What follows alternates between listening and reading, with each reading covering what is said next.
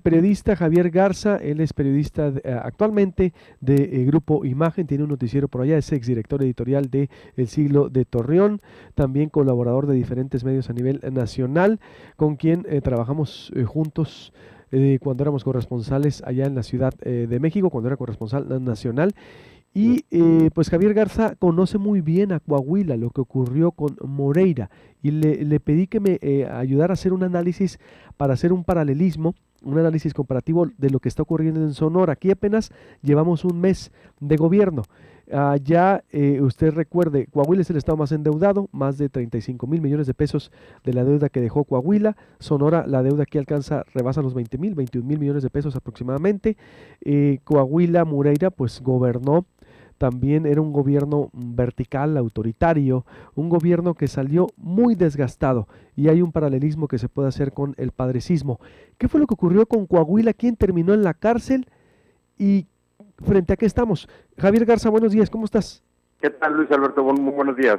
¿Qué fue lo que ocurrió en Coahuila con las investigaciones de los funcionarios? El tesorero, recuerdo también un escandalazo de tanto de dinero desviado, el exgobernador terminó en España. Bueno, un análisis de lo que ocurrió allá, Javier. Mira, hacía un recuento rápido, ¿no? Con el tema de la deuda que explota en agosto de 2011, es cuando ya truena y el gobierno del estado se ve forzado a reconocer lo que pues el PAN había estado denunciando ya desde tiempo atrás, de que efectivamente el gobernador Humberto Moreira había explotado la deuda hacia unos 30 y pico mil millones de pesos.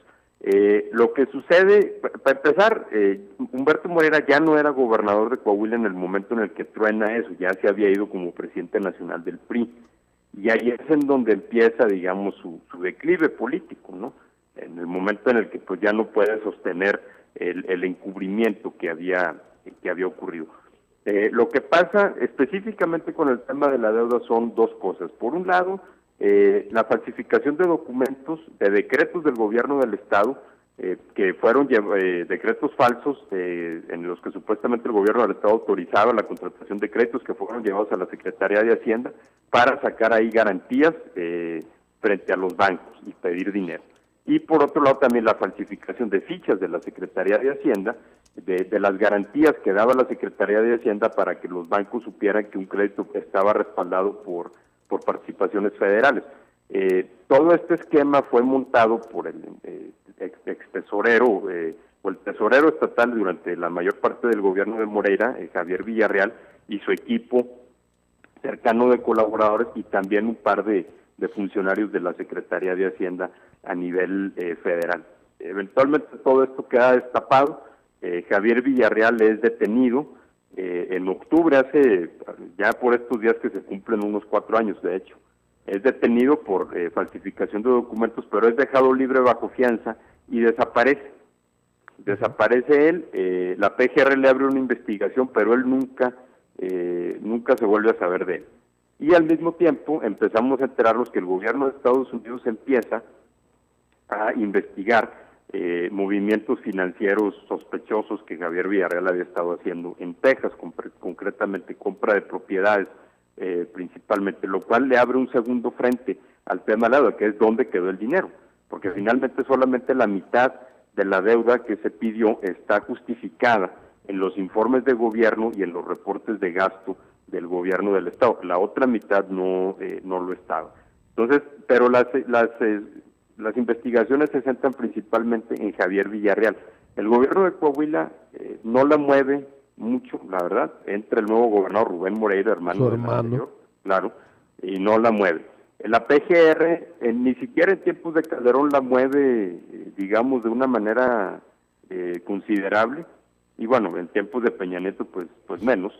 Y en realidad todo lo que sabemos, todo lo que hemos sabido sobre los movimientos financieros que ha hecho Javier Villarreal, el ex tesorero, y lo que se pudiera vincular, o los posibles vínculos que pudiera haber con Humberto Moreira, lo sabemos por investigaciones del gobierno de Estados Unidos, en donde Javier Villarreal bueno, ya se declaró culpable de los delitos de lavado de dinero.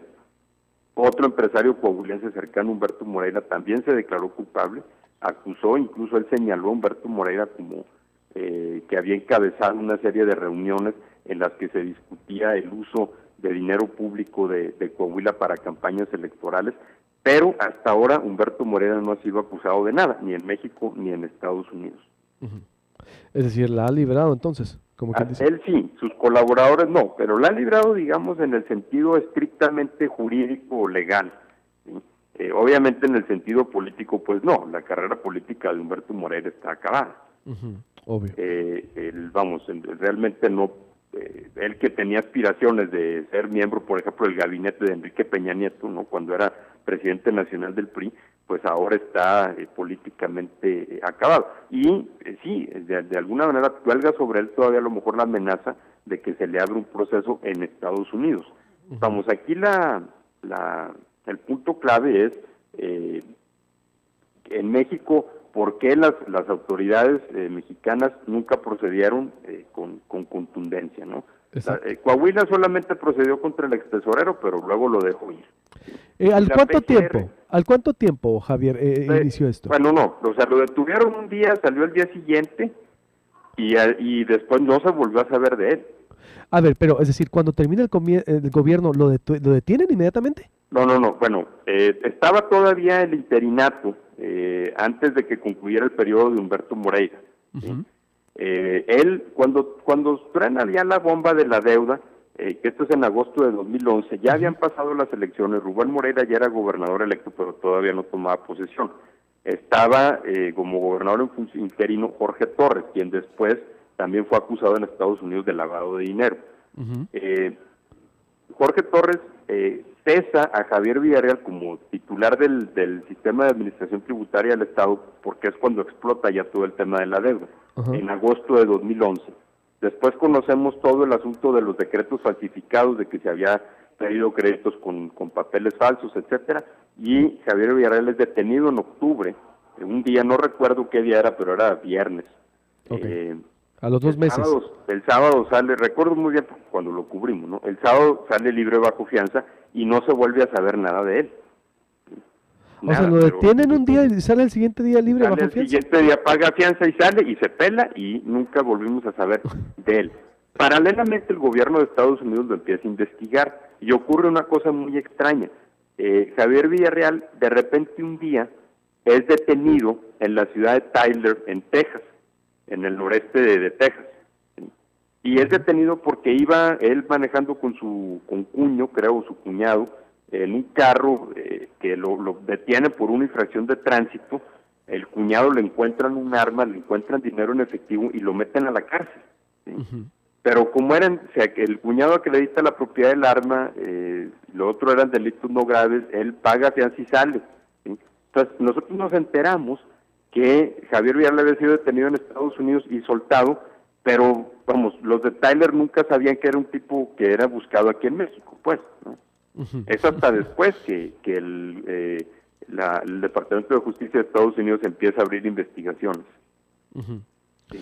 Y bueno, eventualmente se entrega a él y se declara culpable y empieza a contar un poco cómo fueron todo el tema del manejo del dinero, de la deuda. Pero vamos, los conocemos porque el gobierno de Estados Unidos empezó a investigar si el dinero producto de esos malos manejos, digamos, no fue lavado en Estados Unidos. O sea, que el dinero que estaba moviendo Javier Villarreal tenía una procedencia ilícita y el hecho de que lo estuviera moviendo en el sistema bancario estadounidense, pues es un delito allá, ¿no? Entonces, esto que está ocurriendo es lo que pasa también con otros exgobernadores de cuyas movimientos nos enteramos nada más porque los gringos lo investigan, ¿no? Tomás Yarrington, Eugenio Hernández, por ejemplo, ¿no?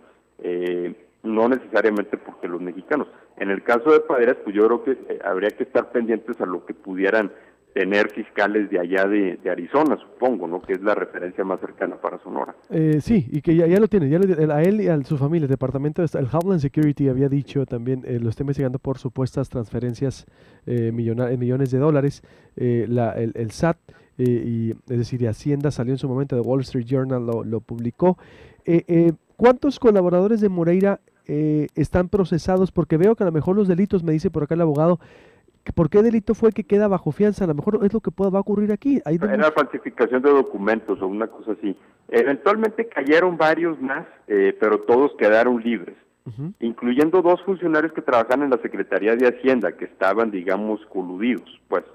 No eran funcionarios de Coahuila, sino de Hacienda, pero estaban coludidos. Se decía hacia el último año de la presidencia de Calderón que la PGR, en ese entonces la procuradora Marisela Morales, estaba preparando todo un expediente, pero pues no sé si era cierto eso o si era cierto si se les acabó el gas, porque pues finalmente la PGR nunca procedió, que es otro punto que hay que ver aquí, ¿no? La cuestión de los diferentes signos partidistas, ¿no? Claro. No, pero aquí como nunca hay una política de Estado para la rendición de cuentas, Javier, que el panismo la ha acusado de persecución política, pero hay una narrativa de gobierno, el arranque van con todo, es decir, están haciendo un corte de caja por dependencia, lo que jamás se había hecho, exhibiendo cada marrullería y cochinero que hicieron algunos, y obvio algunos dicen que no es cierto, y se abrió una agencia especial investigadora que la encabeza un joven muy preparado, que va a integrar los casos contra padrecistas. Aquí sí hay una política de Estado, obvio, pues es el PRI contra el PAN, ¿no? Es decir, sí, bueno, pues es que eso es a lo que yo voy, o sea, esto es un asunto que todavía en México creo yo que se maneja de una manera discrecional. Me habías comentado tú el caso de Tabasco, ¿te acuerdas? Sí, ahorita voy con él, exacto, ahorita voy de hecho a Tabasco. O sea, y en el caso de Tabasco, pues sí, es un perredista persiguiendo a un priista. Nunca hemos visto un caso de un gobernador, al menos en la historia reciente, que persiga a un antecesor de su mismo partido. Pues no, aquí en Sonora ya fue, Burs contra López Nogales y Beltrones en su momento hubo, no contra el gobernador directamente, pero sí contra colaboradores. Sí, no, esos manazos son normales en toda transición. Sí. Actualmente el 2009 no hubo aquí, aquí en Sonora el 2009 PAN contra PRI no la hubo. Sí, no la hubo. En el caso de Padres con Burs. Con Burs, no, aquí hubo un pacto, es decir, en donde solo nomás unos cheques, pero no hubo nada. El corte de esto debió haber iniciado hace 6 años, pero bueno, ¿cuáles serían los riesgos que ves tú para finalizar, Javier? Es decir, no, yo creo que, o sea, bueno, finalmente una investigación es importante. Aquí el riesgo político, que es también muy fácil, al cual es muy fácil ceder, es el riesgo del chantaje, ¿no? O sea, de que el PAN chantajea al PRI o al gobierno de Peña Nieto con el tema de su defensa de Padres para, no sé, a cambio de votos en el Congreso o vete a saber qué, ¿no? Claro. Que eso lo hemos visto en muchas ocasiones, ¿no? O sea, tú no me investigues y yo te apoyo en esto, ¿no? Y ese tipo de arreglos, de protecciones mutuas, es en gran medida lo que está deteriorando la confianza en las instituciones, ¿no? Plenamente de acuerdo contigo. Sí. Que esto bueno, también me gustaría ver un campanazo, ¿no? En donde un gobernador persiga a un antecesor de su mismo signo partidista. Totalmente de acuerdo. Veremos si esto ahí en la Ciudad de México no se desvanece. Javier, un gusto como siempre. Te mando un abrazo. Igualmente, Luis, muchas gracias. Gracias. Javier Garza, gran periodista, exdirector editorial de Siglo Torreón, actualmente de Grupo Imagen, colaborador de la Asociación de Periodistas con sede en Nueva York. Bueno, todo un gran periodista ya de Coahuila, con quien hicimos equipo en la Ciudad de México. Voy a hacer un corte, voy hasta Tabasco. ¿Qué ocurrió en Tabasco? El paralelismo, y me voy después aquí con el abogado constitucionalista, de Francisco Javier Zavala. Volvemos. Te pones al 100 con el estilo sin censura de Proyecto Puente, con Luis Alberto Medina, por Stereo 100.